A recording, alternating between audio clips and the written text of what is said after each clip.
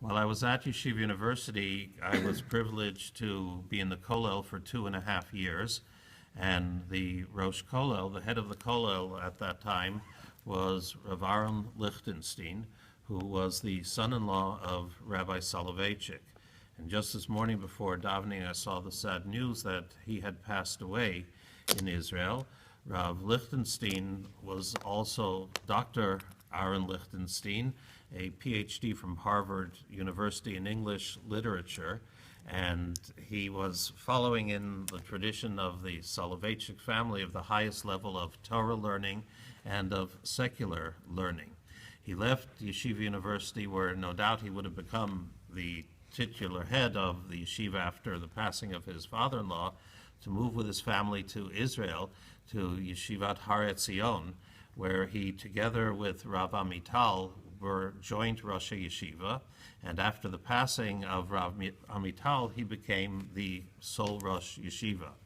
And I'm here today because of him, for the better or the worse, depending on your feelings of that, of course.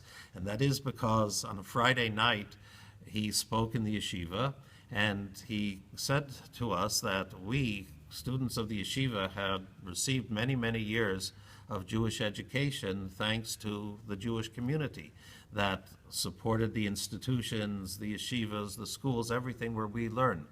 And he said we should give serious thought to going into Jewish communal service in one way or another.